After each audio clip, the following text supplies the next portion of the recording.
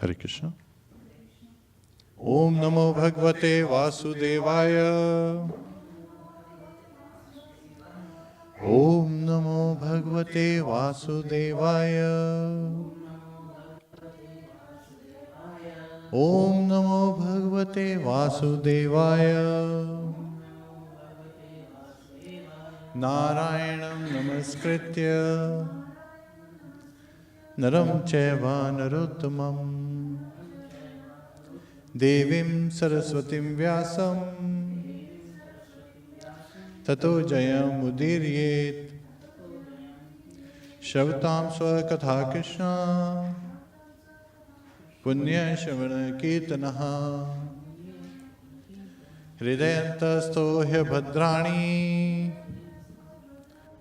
Vidunoti Suhasatam Nashtaprayasha Bhadreshu Nityam Bhagavati Sevaya Bhagavate Uttam Shloke Bhaktir Bhavati Nashtiki. Hare Krishna. So today we will be covering Śrīmad Bhagavatam, 11th canto, chapter 17, verse 38. So the chapter is titled Lord Krishna's description of Varṇāśrama system.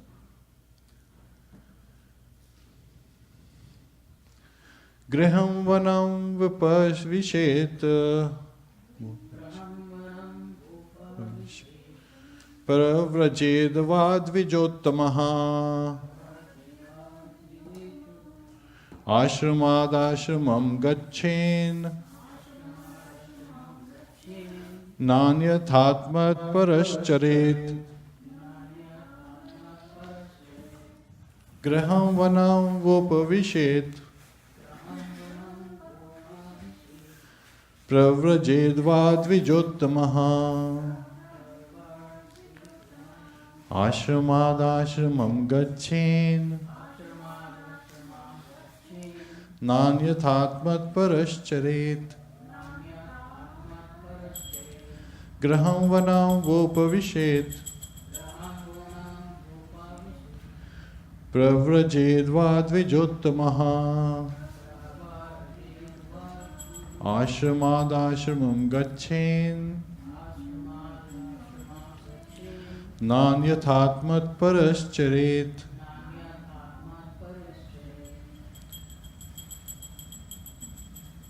Anyone wants to recite?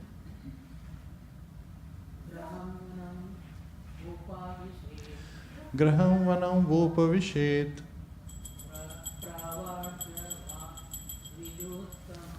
pravrajetva dvijottamaha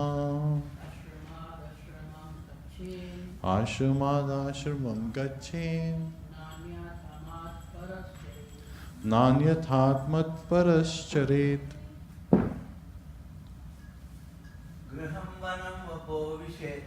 Graham vanam vopavishet pravrajetva dvijottamaha ashramadashramam gachet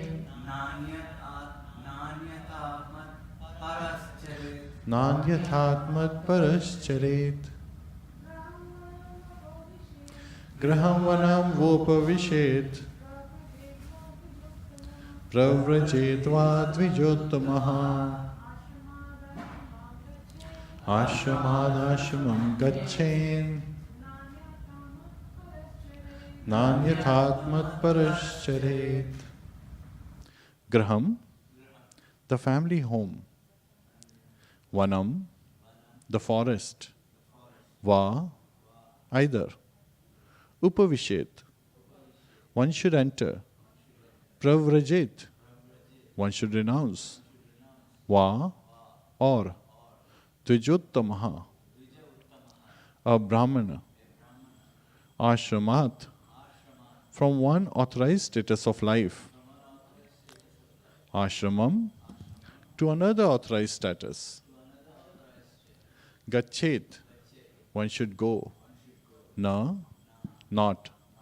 Anyatha, otherwise. Amat paraha, one who is not surrendered to me. Charet, should act. Translation by the disciples of His Divine Grace A.C. Bhaktivedanta Swami Srila Prabhupada. A brahmachari desiring to fulfill his material desires should live at home with his family, and a householder who is eager to purify his consciousness should enter the forest, whereas a purified Brahman should accept the renounced order of life. One who is not surrendered to me should move progressively from one ashram to another, never acting otherwise. Purport. Those who are not surrendered devotees of the Lord must rigidly observe the regulations governing one's authorized social status. There are 4 social divisions of life, namely Brahmacharya, Grahastha, Vānaprastha and Sannyas. One who wants to fulfill material desires should become an ordinary householder, Grahastha, establish a comfortable residence and maintain his family. One desiring to accelerate the process of purification may give up his home and business and live in a sacred place with his wife, as indicated here by the word Vanam or forest. There are many sacred forests in India meant for this purpose, such as Vrindavan and Mayapur. The word Dvijottama indicates the Brahmanas. Brahmanas, Kshatriyas and Vaishyas are all Dvij, or initiated in the Gayatri mantra. But the Brahmana is Dvijottamaha, or the highest among those who have received second birth by spiritual initiation. It is recommended that a purified Brahman take to the renounced order of life sannyas, giving up further contact with his so-called wife. The Brahman is specifically mentioned here since Kshatriyas and Vaishyas are not to take the renounced order of life. Even so, there are many stories in the Bhagavatam wherein great kings retire with their aristocratic wives to the forest to practice the austerities of Vānaprastha and thus accelerate the process of purification. The Brahmanas, however, may directly accept the renounced order of life. The words Ashramad Ashramam Gached indicate that one may progressively move from one brahmachari life to grahastha life to Vānaprastha life and then to sannyas. The words Ashramad Ashramam emphasize that one should never remain without an authorized social status, nor should one should go backward, falling down from a higher position. Those who are not surrendered devotees of the Lord must rigidly observe such injunctions, for otherwise they will quickly become degraded and their sins will place them outside the bounds of authorized human civilization. Lord Krishna emphasizes here that a non-devotee must rigidly observe the rituals and regulations of Vedic social divisions, whereas the Lord's pure devotee, engaged 24 hours a day in Lord Krishna's mission, is transcendental to such divisions. If, however, one performs illicit activities on the strength of being transcendental to Vedic social divisions, one is revealed to be a materialistic neophyte and not an advanced devotee of the Lord. An advanced devotee who remains aloof from material sense gratification is not bound by the Vedic social divisions. Thus, even a householder may live very austerely, traveling and preaching Krishna consciousness away from home. And even a sannyasi may sometimes engage women in the devotional service of Lord Shri Krishna. The most advanced devotees cannot be restricted by the rituals and regulations of the Varṇāśrama system, and they move freely around the world distributing love of Godhead. Matparaha indicates a pure devotee of the Lord who always keeps the Lord fixed in his heart and consciousness. One who falls down to become a victim of sense gratification is not fully established on the platform of Matparaha and should rigidly observe the social divisions and regulations to remain steady on the platform of pious human life. Hare Krishna. Om Ajnana Timrandasya Jnananjana Shalakaya Chakshurun Militam Yena Tasmai Shri Guruve Namaha. Mukham karoti vachalam pangum langhayate girim yat kripatadaham vande Shri Gurum Dinataranam. Hare Krishna, Krishna Krishna, Hare Hare, Hare Rama, Rama Rama, Hare Hare, Hare Krishna. So this is a beautiful verse where it's identifying what a devotee should do and what a non-devotee should do as well. And it's with reference to Varṇāśrama dharma. So back in the school, we didn't have this knowledge, right? Now if somebody asks us, what are the 4 social classes? So this is a question to you, to the audience. What are the 4 social classes? Brahman, Kshatriya, Vaishya, and Shudras. What are the 4 spiritual classes? Brahmacharya, Grihastha, Vanaprastha, and Sannyasa ashrams. So, social classes are referring to, one's Chaturvarna Maya Shishram Guna Karma Vibhagasha. So Lord Krishna says that the 4 Varnas are established by me, and they are established based on one's guna and karma. And we see very clearly the examples given in Srimad Bhagavatam as well as in Bhagavad Gita, where different personalities, they are situated in different states, so they stay in their ashram, right? So when Arjuna, he had those doubts and he was emotionally moved on the battlefield when he saw all his relatives, his teachers, his grandsire on the other side, on the Kaurava's army. And he immediately, he gave 5 reasons. And one of the reasons was, I would take to begging. I would give up this fighting business and take to begging. And that from the Vaishnava perspective looks pretty interesting, right? Means he is a pure devotee of the Lord and he can fully engage himself in the service of the Lord and doesn't have to fight. But does that, is that appropriate? Because Lord Krishna responds to this particular reasoning of Arjuna is saying, nevertheless, even if you try to give it up, O Arjuna, because of your nature, the born, you have taken birth in this nature, and then this nature will drive you to engage in the warfare nevertheless. So even though we may have tried to defy, there are various qualities we are born with, and based on that we act accordingly. Situation situates one rightly. This is, and when one is put in different situations, based on their nature, they act accordingly. If you try to, put a Kshatriya in a classroom and say, teach, he's only going to talk about himself. Because I'm so big, I'm so, intelligent, I'm so scholarly. Because that's all he wants to talk about.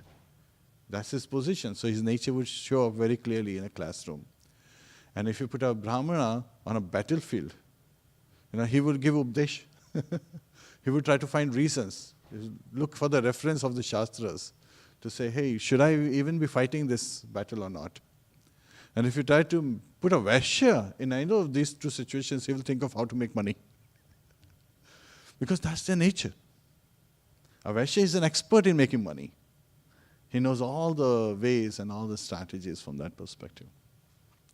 And if you put a Shudra in any of these situations, a Shudra would say, what's the order? What should I do? He's clueless on the order. So Srila Prabhupada, he very nicely explained that there are 2 classes of people. One is educated, and another one is uneducated. So the class that is educated, they are the Brahmanas, and they should educate the uneducated. So they impart knowledge to the uneducated, so that based on the nature of the uneducated class, people can be split into different classes based on their social status. Now, social status is being used here in this particular purport as well as in the verse. So that is referring to the different ashramas. One is in Brahmacharya ashram or Grihastha ashram, Vanaprastha or Sannyasa ashram. So that has been referred. And how does a situation situates one accordingly? There is a very nice story Srila Prabhupada shared, that a lazy man cannot cook. When you prepare, some food stuff for offering to the Lord, it requires effort in cooking. You have to wash the vegetables, you have to cut the vegetables, you have to know how to cook them correctly, and also, as part of the cooking, you want to make sure that everything is clean as it was before. But everyone wants to eat, right? Cooking requires some effort, but eating requires no effort. Everyone is always ready to eat. So he gave this example, a lazy man cannot cook. Once there was a king, and this king, he declares, he asks his advisors to declare that all lazy men are invited to have free prasadam. So suddenly the hall where this dining hall was full of people ready to eat prasadam. King has invited all lazy men to eat prasadam. And now, king asked one of his soldiers to set the dining hall on fire. And as soon as the dining hall is set on fire, everyone runs out of the dining room, right? They are afraid for their life, right? However, the two men, they are still in the dining room. And they are still lying down in the dining room, waiting for prasadam to come. And then one man says to the other man, I'm feeling hot on my back. So the other person says, just turn on to the other side and you'll feel okay. At that time, king says, yes, these two are lazy men, feed them. So based on situation, one's true nature is revealed. There is also another story. Again, we know this story as Akbar Birbal. And, Srila Prabhupada, gave a similar version from Gopal Bhan's story, where, Kṛṣṇa Chandra King, he asks so many times, different scholars to come. And there's one scholar who comes to the assembly and he says, he gives, narration in various languages. So he said, I am expert, but I have a riddle for you. And of course, a challenge is always acceptable to a Kshatriya, right? So here he gives the challenge that, can you find out what's my mother tongue? And I can refer to either Birbal or this. Let's go with Gopal Bhan. So again, that's a challenge being placed to the king. And king says, Gopal, you have to somehow find this out. What's his mother tongue? And Gopal says, okay, sure, I'll find that out. And as this man, during the dust time, he's wandering in the garden, Gopal Bhan, he's in one of the trees and he jumps on this scholar. And the scholar suddenly startles and starts say abusive words. But then he says those words in his mother tongue. And so Gopal Bhan informs, Kṛṣṇa Chandra King, and Kṛṣṇa Chandra King identifies to the scholar and he's defeated. Similarly, in the case of Akbar and Birbal, the man is sleeping. The scholar who challenged Akbar that, can you find out? And Akbar says to Birbal, and Birbal says, okay. So when the man is sleeping at night, suddenly Birbal opens the door and scares him. And he wakes up and starts saying, abusive words that who woke me up and all this. And Birbal, understands which language, is his mother tongue. So tells that to Akbar and the scholar is defeated. So we know about this. So again, different situations when one is placed, it reveals their position. There is a very nice reference to similar incident in His Holiness Bhakti Charu Maharaj's book. So in his book, he's referring where once it so happened that Sankirtan party was visiting Mayapur. And one day they were at the bank of Ganges, Sankirtan party and the resident brahmacharis of Mayapur and sannyasis. They were together taking bath in Ganges. And suddenly they decided to have, wrestling match against each other. So the Sankirtan party would present their one wrestler and the Mayapur devotees, they would present one of their wrestlers and they would wrestle. And it so happened that, Bhakti Charu Maharaj himself, and he was very slim and thin, he was put forth. And there's another devotee from Sankirtan party. It took few seconds for that devotee to defeat, Bhakti Charu Maharaj. And at that time, seeing that, and everyone laughed on the Sankirtan party when that happened. Jayapataka Maharaj, he immediately rose up. And he said, present me anyone from Sankirtan party. Present me anyone amongst you. So one of really big, bulky looking gentleman, he got up from the Sankirtan party. The devotee came to fight with Jayapataka Maharaj. And at that time, it took few seconds and Jayapataka Maharaj put him down on the ground, completely defeating him. So that shows, based on the situation, he had so much of that, it was coming out from his pore. So it shows us that how amazing it is. So there are some of the wonderful references. And again, when Dhruv Maharaj, he got the darshan of Lord Vishnu. After that, did he take to sannyas ashram? No. What did he do? He went back home. And his father, Hare Krishna, made him the king, And at that time, he actually took to Grihastha ashram. So what's an ashram? What's the definition of an ashram? It's very important before we move forward that we are saying that people are following in their different, stages of life, different ashrams. So what's an ashram?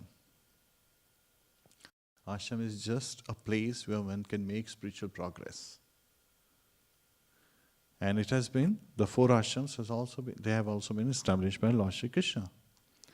And in this particular case, it is said that a brahmachari, after they finish their studies, they should go to, if they have material desires.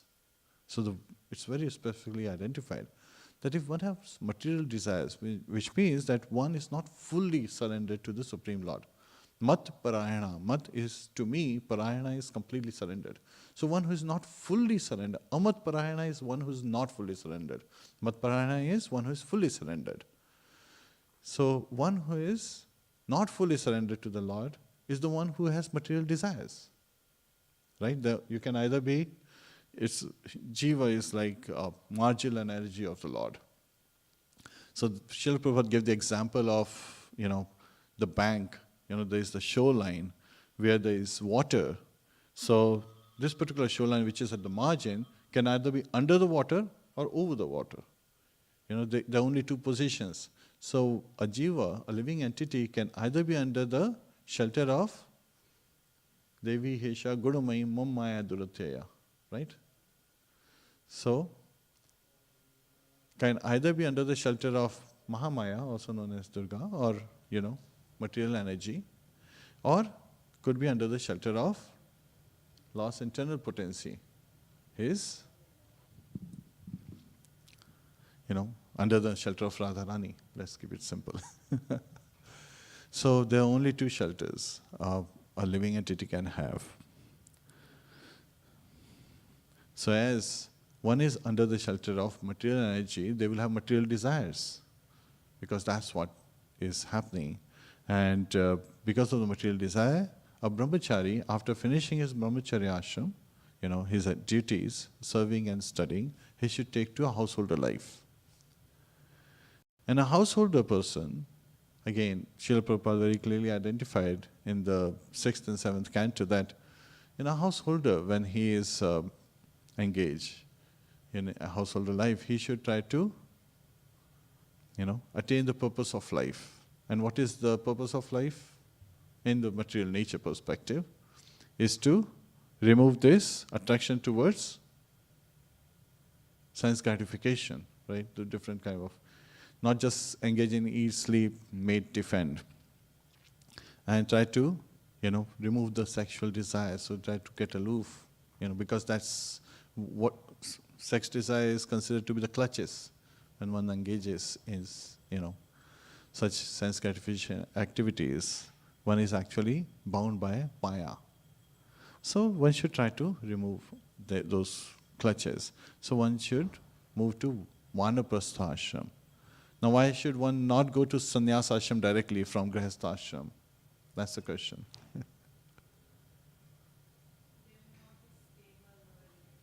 Exactly. They may not be stable yet. So there is an example given of a lamp. When you light a lamp and there are winds blowing, and think of this lamp to be a mind, right? And if a lamp, is lighted very nicely, but if the wind is blowing, the flame would appear to be flickering. And that's the state of mind because of external influence. If it is getting attracted, if it's flickering, then it is not favorable for the lamp. There are 2 things happening. First is, in a flickering state, the lamp would burn out faster. That shortens the span of life. The second instance is, it may completely die out, which means that, one may fall down from their position. And that's not the purpose of human life. The purpose of human life is to go back home, back to Godhead. So that's the human life perspective. So here, taking to Vanaprastha is one places himself or herself in a situation where the mind can nicely practice devotional service. So that's what is referred to here as Vanaprastha. In the purport, very nicely is given that one should go to forests. Like, what are the two forests referred here? Vrindavan and Mayapur. So Vrindavan we know is a forest, right? And goddess Vrinda, she is the proprietor there. And Radharani is the ruling deity. And Mayapur. Now Mayapur, Pur actually means Nagar, as per Hindi. Is that a forest? Why has that been referred here? Because it's a holy place. Srila Rupa Goswami in Bhakti Rasamrita Sindhu refers to 5 most potent forms of devotional service where even a neophyte can get the glimpse of the topmost rasa, prema rasa, right? Prema bhava. So here, what are the 5 most potent forms of devotional services? Chanting of the holy name, Hare Kṛṣṇa, Kṛṣṇa Kṛṣṇa, Hare Hare, Hare Ram, Ram Ram, Hare Hare. Just by engaging in chanting. Reading Śrīmad Bhagavatam. We are reading Śrīmad Bhagavatam. What a coincidence. Deity worship. So we are present in the temple and there is deity worship going on all the time. Serving the devotees, devotee association, that is very important. Just in the association of devotees, it is said that wherever Prabhupada would travel, he would take Vaikuntha with him. So the whole environment around him, the surrounding, would just transform into Vaikuntha. And yes, see, visiting the holy places or residing at a dham, a holy place. So a Vanaprastha, one who is willing to take to Vanaprastha, goes to holy place. And just by being present at the holy place, they don't really have to endeavor much for devotional service. So when you are in the temple premises, you are actually, under the protection of Radharani. Just by being at the temple. Shri Shri Gaurānitai ki jai. Shri Shri Radha Madan Mohan ki jai.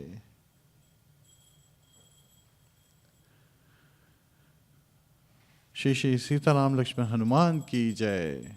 Srila Prabhupada ki jai. Anant Kori Vaishnava ki jai. So one doesn't have to endeavor much. Just by being at a holy place. Because day and night there is only one activity going on, which is devotional service. Everything is around Kṛṣṇa. And it's very easy for one to engage in devotional service and serving Kṛṣṇa and Radharani day and night. So one should seek such a shelter where one's mind is constantly fixed on, the lotus feet of the Supreme Personality of Godhead. That has been given. Now there is one word referred to as Dvijottamaha. Dvija refers to ones who have taken second birth by spiritual initiation. And so there are 3 of the Varnas, they actually fall in this particular Dvijottama. Dvija. Dvija is second birth. Brahmanas, they take, once again, everyone is taking birth as a Shudra, but because of samskar, they go through the different samskaras, there are 10 types, and finally they get spiritual initiation. And they can become Brahmana, Kshatriya or Vaishya, based on their nature. And one who is not properly educated and goes through the samskar, they are uneducated, and they can only serve, they take to the status of Shudra. So there are 3 Dvijas. And among the 3 Dvijas, Uttama, the best, is Brahmanas. Now there is also given the reference of Brahmanas are the face of the Supreme Personality of Godhead from universal form. Kshatriyas are the arms, Vaishyas are the bellies, and Shudras are the legs. And these are 4 essential parts of any body. right? Everybody should have, to be functional, these four: head, arms, belly, and legs. Now, we already talked about it. Without head, the body cannot even survive. So Brahmanas are needed. That's why when Srila Prabhupada was establishing Krishna consciousness, in the beginning, he focused on that particular aspect. He wanted scholars, educated class, people to get properly educated and trained up to be Brahmanas. Now, sometimes people give the reference of training and education. Were they educated or were they trained? They were actually trained. And then education comes through the Srimad Bhagavatam classes, by hearing, Shravanam. That's the most important piece. And then reading is also there. In the 11th canto, that particular item was also added, because in the three yugas of the Chatur yugas, first three yugas, the reading and writing was not even present, because just by Shruti, just by hearing, one could remember things forever. Is that true today? Whatever you heard, have you remembered everything? No. That's why we have books. Thanks to Srila Prabhupada, That's why, and Srila Vyasadeva, of course, he's representing Srila Vyasadeva. Srila Vyasadeva wrote all these scriptures, and Srila Prabhupada, he translated these scriptures in the language that we can understand. Now, it's very important.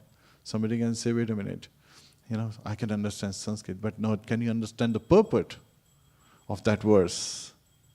Because even this particular verse is very confusing. It's very sophisticated verse. So you have to understand the purport, the essence of that verse. What is it saying? And so Brahmana's class. And then he said Varṇāśrama classes, all the four classes need to be established. And he named the society as, ISKCON as, International Society for Kṛṣṇa Consciousness. Now it's interesting, he didn't call it International Society of Kṛṣṇa Consciousness. If he had said International Society of Kṛṣṇa Consciousness, that would have meant that only here you will find Kṛṣṇa consciousness, not anywhere else. And that's not true. This is a place, this society is a place where one can engage and advance in the Kṛṣṇa consciousness. So that's why International Society for Kṛṣṇa Consciousness. And now Varṇāśrama Dharma is for society. So society cannot just be based on head, and only head. Or it cannot just be based on head and legs and just that. You still need the arms and bellies. So he was, constantly endeavoring, and he left it for the future generations to establish the Varṇāśrama Dharma. So there is a Varṇāśrama college I was reading about. They're trying to make some efforts. Yet at the same time, everywhere, there should be a constant effort in establishing all the four Varnas. And that particular part of the education is in the hands of which class? The Brahman class, because they are the educated class, and they have to educate the uneducated. So that is going on. And it's very interesting that when Srila Prabhupada was talking about in the 5th canto, one of the lectures, he was referring that, sometimes people say, but, in our society, we don't have to have, and they sometimes confuse Varṇāśrama Dharma with caste system. Caste system is based on birth. Varṇāśrama system, the Varṇāśrama Dharma, this particular system is not based on birth. It's based on one's nature and one's activities. So that's one distinction. Second is, caste system does not allow one to transition from one state to another. Even though scriptures clearly identified that the Shuddha under proper practice and under the guidance and being instructed by a spiritual master and following his instruction, he can transition from the state of a Shuddha to Brahman, right? What is the state of a person before they were Brahman?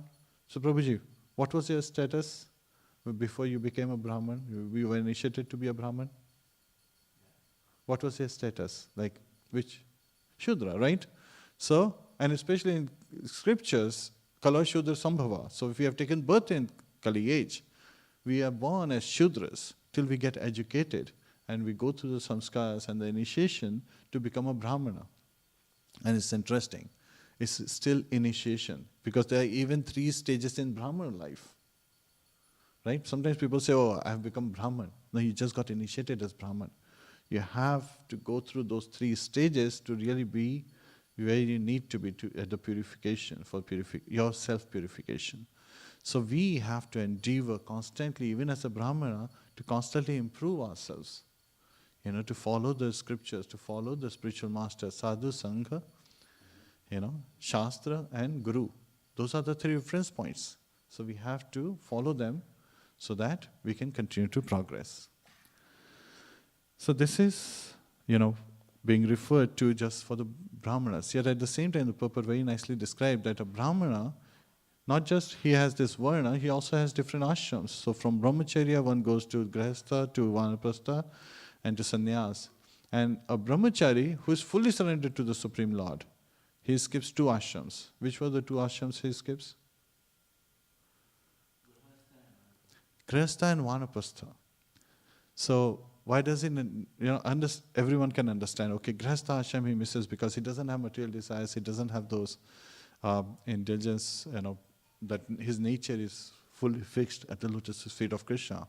Sometimes people say, but then he didn't go to Vanaprastha because he doesn't have to go to Vanaprastha. He's so well established that his mind will stay stable. So the flame, if it's representing, would not flicker even if there are external forces. So his mind would be stable. He would be under that steady state of mind. Like we say, it's all in the mind, right? So they have already made the mind the greatest, the best friend. But in the case of Grihastha, still mind is somewhat of an enemy, and one has to purify to get to the next stage. Now there are some exceptions given, that even a householder may live austerely and may travel to preach Krishna consciousness. And we see many of those examples. Can you think of some of those examples?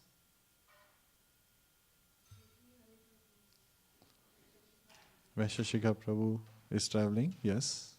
Many, yes.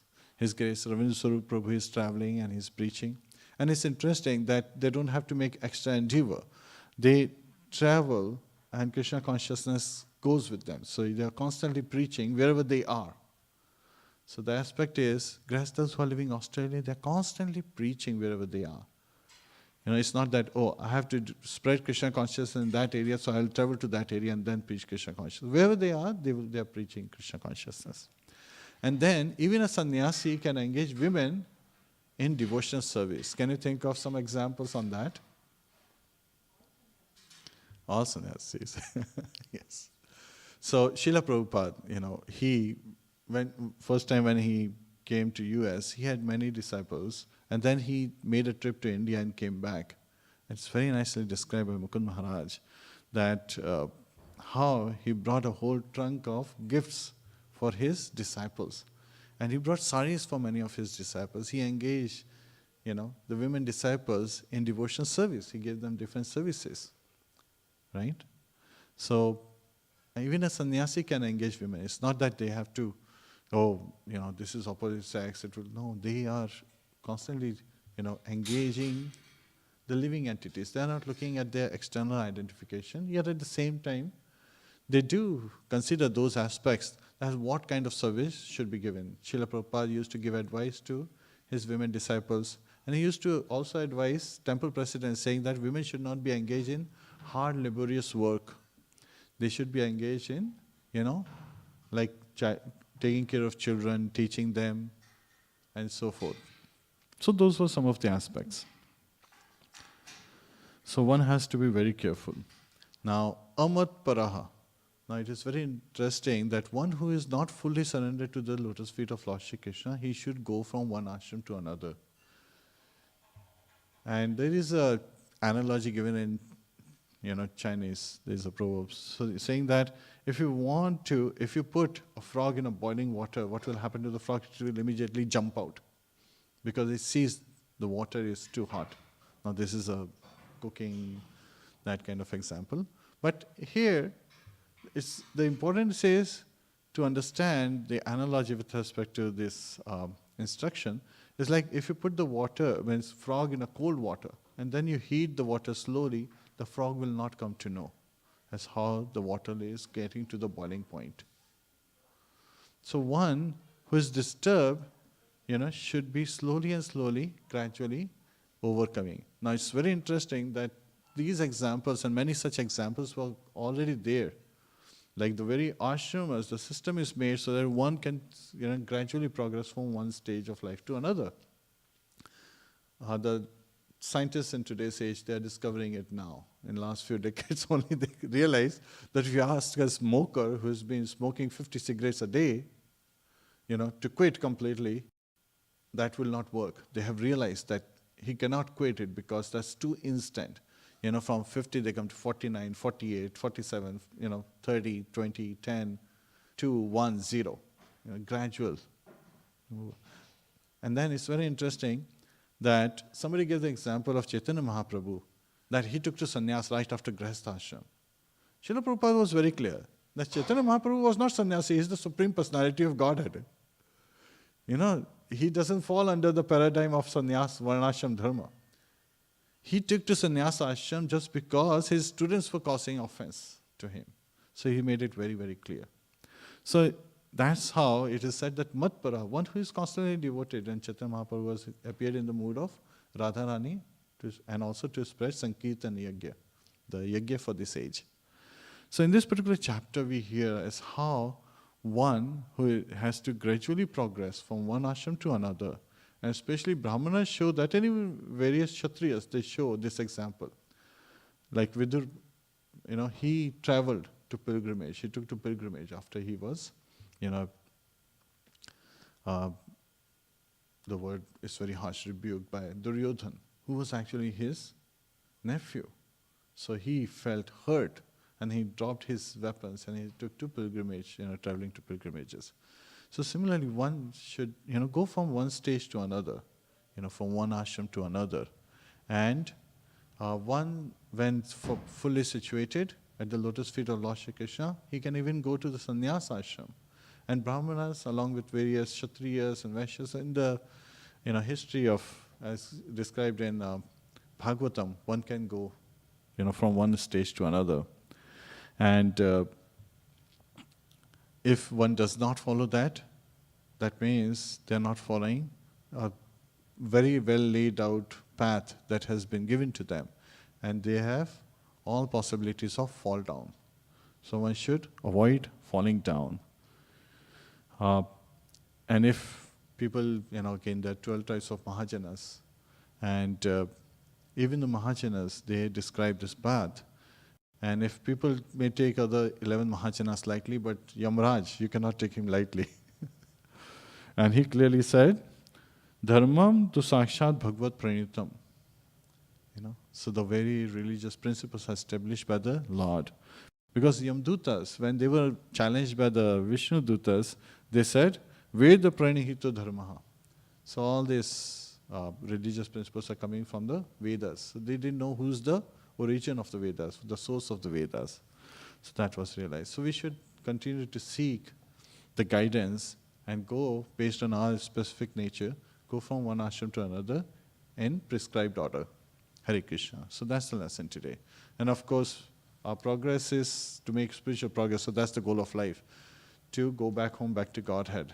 And that's simply done by raising our hand and chanting, Hare Krishna, Hare Krishna, Krishna Krishna, Hare Hare, Hare Ram, Ram Ram, Hare Hare, Hare Krishna. Any questions, comments? Granth Srimad Bhagavatam ki jai, Srila Prabhupada ki jai, Anant Kauri Vaishnava ki jai, Go Premanande, Hare Hare.